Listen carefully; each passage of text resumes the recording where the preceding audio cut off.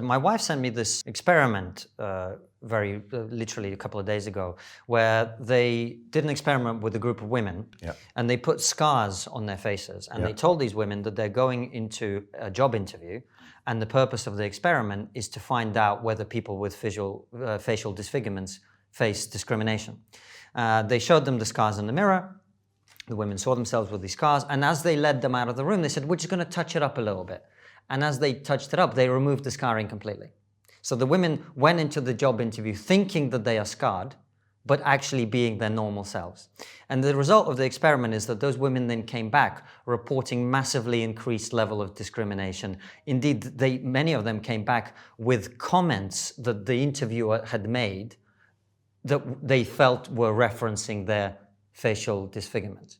And this is why I think this ideology of victimhood is so dangerous, because if you preach to people constantly that we're all oppressed, that we're all being discriminated against at different levels, that because I'm an immigrant, I'm automatically disadvantaged, that because I have dark skin, I'm automatically disadvantaged, then that primes people to look for that. And it's like, when you buy a new car, you see that car everywhere else as you drive around.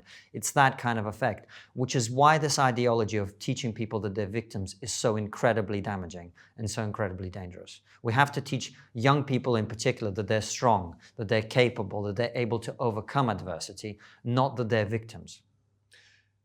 We now have a society where we promote certain people ahead of others. We have what supposedly is called positive discrimination. I don't think any discrimination can be positive in that way. So actually the solution is there, but the reality is that, as Douglas Murray says, some people enjoy the overcorrection.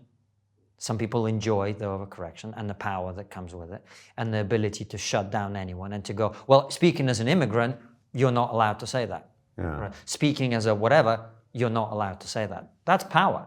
In a society that tries to debate ideas, that is tremendous power. And people don't want to give that up.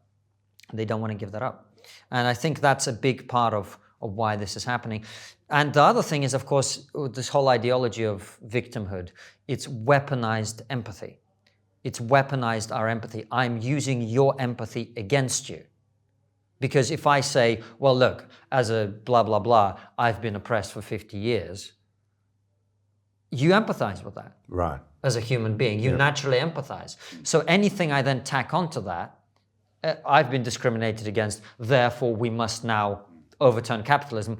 It's harder to argue against simply the slogan, we must overturn capitalism.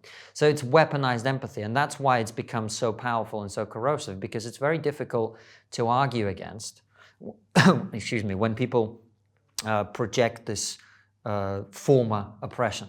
Their victimhood. And there is discrimination in society. Some people are racist, some people are bigoted. And there are groups which have been marginalized historically. And we are now at a point where largely we've addressed many of those issues.